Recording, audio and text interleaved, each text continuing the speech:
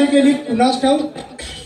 याला कितीतरी बजावून सांगितलं आणि कितीतरी श्रीमंत मुलीच्या फोटो सुद्धा दाखवले, पण नाही. माझ्या बोलणं फेटाळून त्या शेवटी त्या भिकाऱ्याच्या पोरीशी लग्न केलं.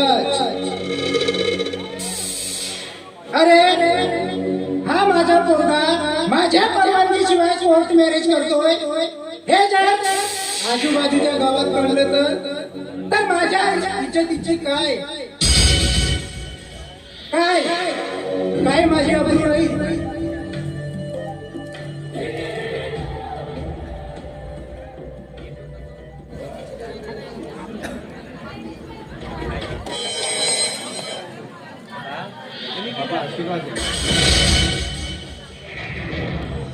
आता कशाला आशीर्वाद घेताय. अरे मला न सांगता लग्न केला, आता कशाला आलास माझ्या समोर घेऊन. बाबा हे तुम्ही काय बोलताय. बाबा नवीन नवरी घरात आली आणि तुम्ही असे वेडे वागडे बोलताय. निदान बाबा निदान आम्हाला आशीर्वाद तरी द्या.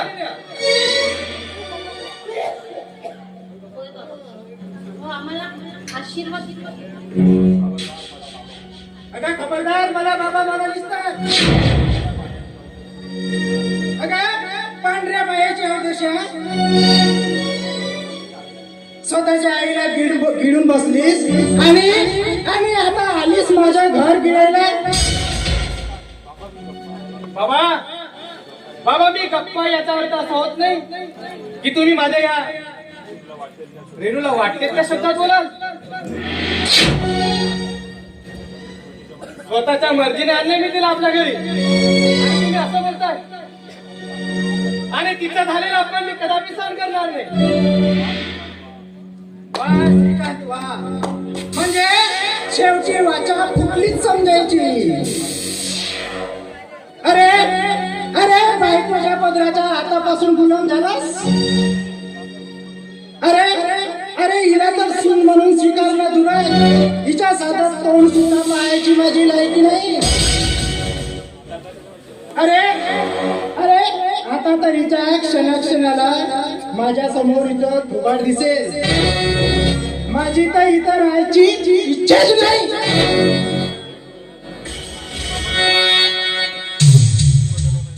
काय वाकडं केलं.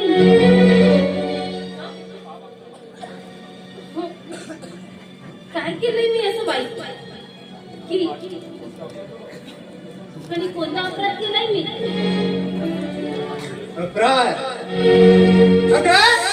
अपराध नाही तर तू शुद्ध पाप केली आहेस. अगं तुला तर मी सून म्हणून कधीच स्वीकारणार नाही.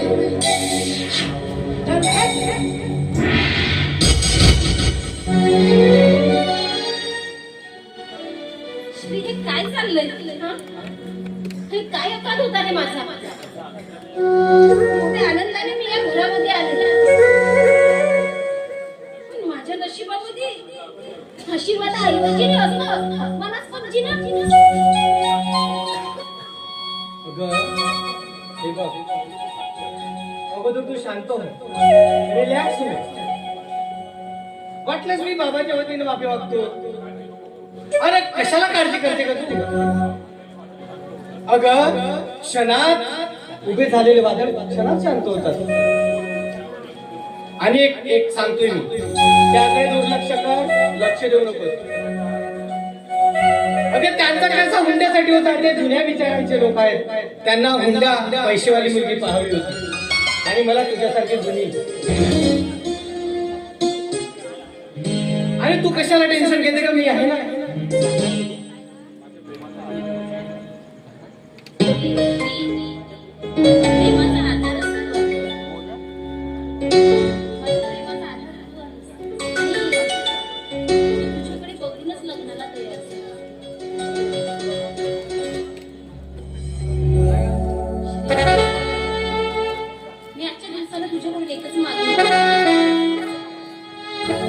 मला कधी घेतलं तर नाही. हे काय बोलतेस का? अगं लग्नाचा आज पहिला दिवस, आपला संसाराचा सुरुवातीचा दिवस, खुशीचा दिवस. आणि या दिवशी दुरावण्याचे लोकांना बघतेस, दुरावण्याचे विचार करतेस. नाही रे, असं सहज माझ्या मनामध्ये आलं आणि मी बोलून गेले. मी देवाकडे एकच मागणं मागतो की तुझ्या माझ्या संसाराला कोणाची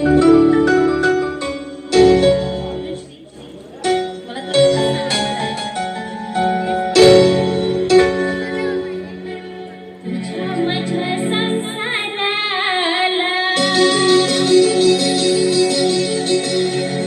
दृष्टीने लागो दोघांना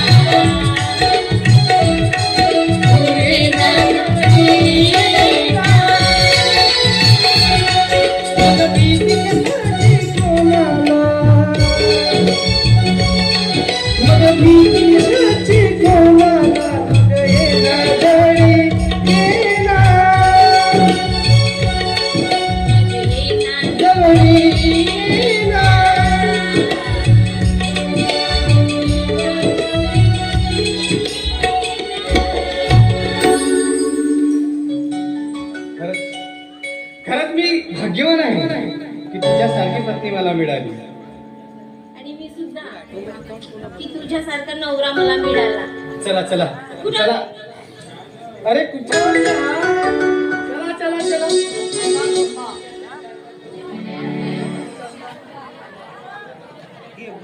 आधी ओवाळणी प्रवेश. मला थोडा उशीर झालाय.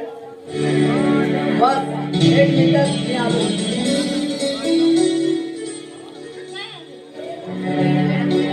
एक सांगू का? हा जो आहे ना, हा तुझा खोडकर धीर.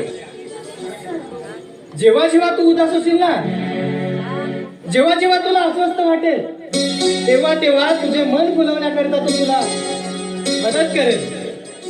तो आहे माझा लहान भाऊ. तुला नेहमी तो हसवायचं काम करेल. कधी जर तुला या घरात बोर वाटलं, कधी करमलं नाही, तर तो तुला करमण्याचा प्रयत्न करेल. पण ही गेली कुठे? आणि एवढंच नाही, आणि एवढंच नाही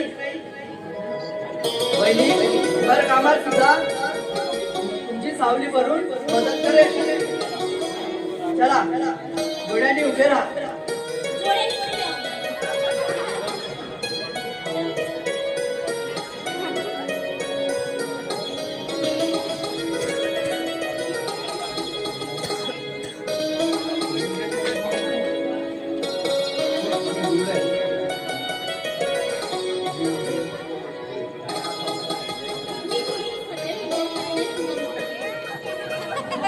अभिनंदन दादा. अभिनंदन वहिनी.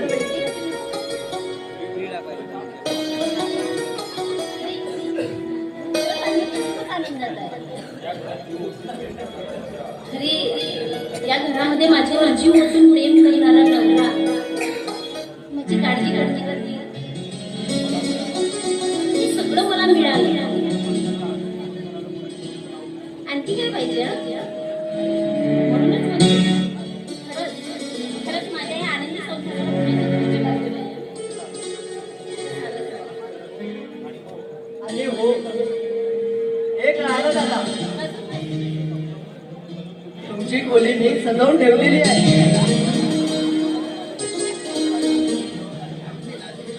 प्रवेश करण्याआधी काहीतरी शगुन म्हणून वजन ठेवावे लागेल.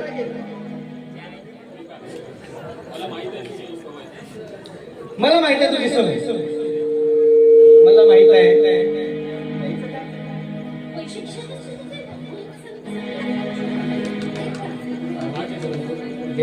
हे घे तुझा शगुन. अरे आता तुझा शगुन भेटला, आता तरी आम्ही आमच्या कक्षात प्रवेश करायचा का? अवश्य बालक. तुमचे कक्ष तुमच्या प्रतीक्षेत आहेत. आणि आशा करतो की लवकरच आम्हाला एक तालुला बाळ खेळायला हवाय.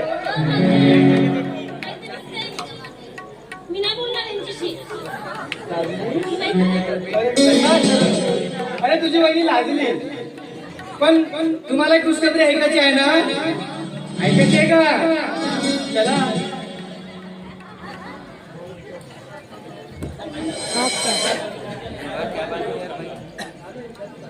झालंय एकदा दादाच्या मनासारखं. आता येईल या घराला घरपण. वहिनी आणि दादाचा संसार सुखाचा राहू दे.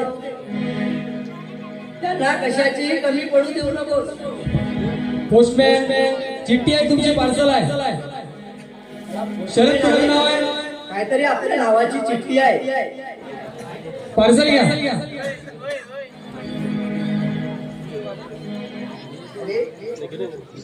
बघूया पोस्टमनने काय आणले ते.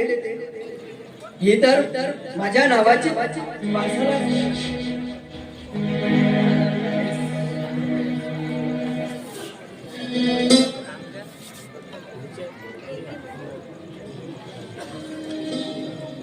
अरे अरे अरे हे काय बघतो मी. हे आणि माझ्या वैजूचे फोटो हे कसे शक्य आहे. आणि हे पत्र वाचतो.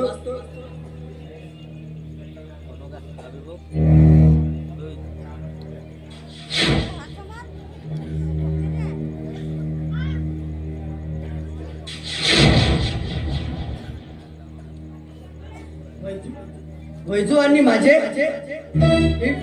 हे फोटो. अरे अरे हे कुठे काढले असं ना. आणि हे कधी कधी काढले हे मला काहीच माहित नाही.